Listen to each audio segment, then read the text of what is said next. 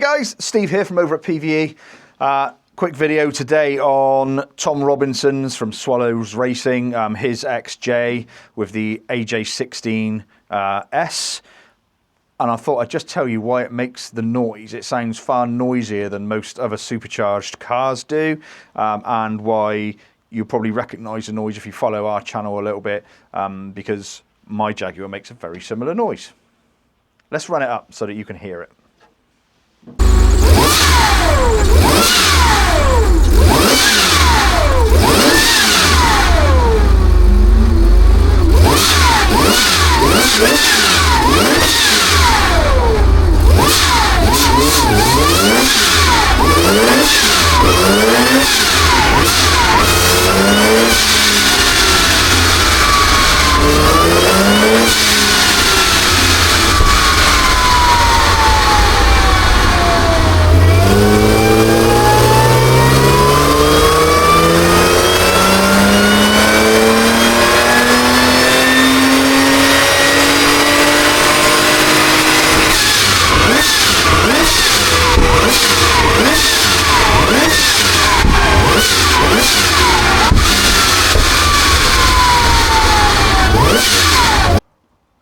Right, apologies that she's a little bit underdressed for the occasion.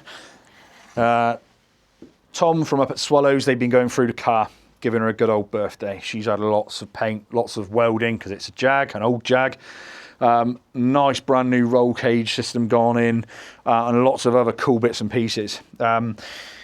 It was prepared, you know, we did the loom, we helped them sort this manifold. Uncle Spike designed the manifold at the time and the inlet there, and it's already on the TVS1900. I think Uncle Spike did redesign these brackets and stuff for him at the time. We wired it and first got it running and sorted. It was back when Boris was telling us that we all had to go home and not come to work ever again. And remember when we had that really nice summer? So it was, what's that, 4 or 5 years ago now? Something crazy.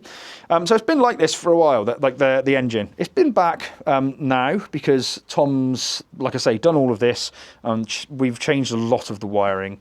Lots of other bits and pieces they've done that mean we've had to sort of change the calibration accordingly. It's got the MaxxECU Pro and the PDM20. It's got Plex instrument cluster. Lots of cool bits and pieces. They've done the manifold as well. They've had that all Cerakoted, and I was quite surprised whilst tuning it, actually. I was expecting it to glow a little bit, but you know, I'm putting these under a lot of strain, holding them wide open at like 5,000 revs for, you know, a few minutes, and normally stuff gets hot, but you couldn't see it visibly, so it's clearly holding enough in. It's probably cherry under that Cerakote, but it works. But yeah, that was Andrew who sorted that out, the Cerakote. I think that's a JEK manifold again. Again from back in the day. So why does it make the noise on idle? Normally they have, again, TVS1900 Supercharger, so it doesn't look quite right if you're used to the AJ16S. Normally throttle body is on the intake of the supercharger. They've normally got a water to air charge cooler system where this manifold would be, and it blows straight up into there essentially.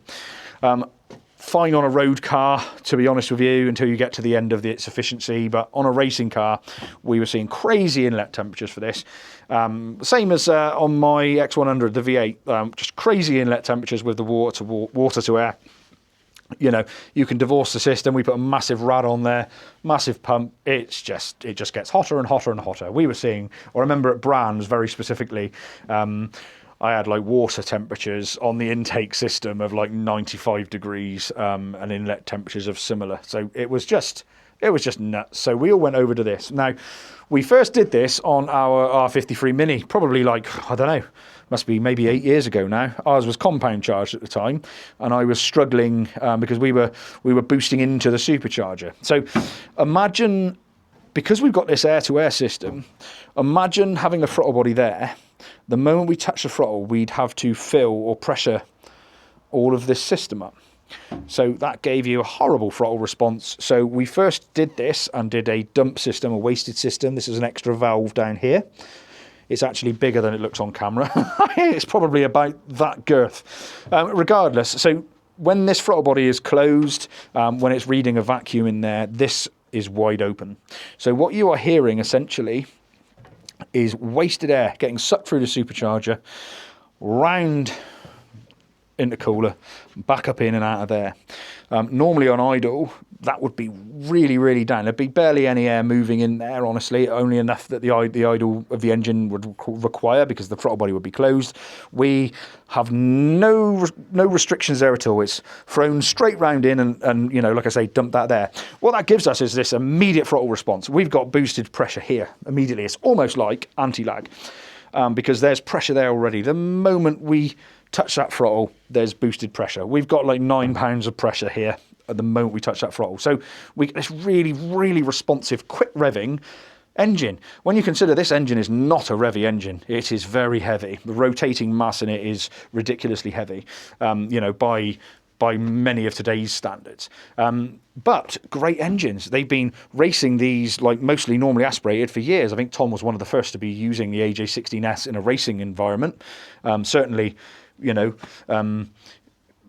broadly speaking. But yeah, so loads of these have been around and they're solid as hell. Some of these engines that have been in the race series have, you know, done seasons and seasons and seasons, and they very rarely seem to grenade.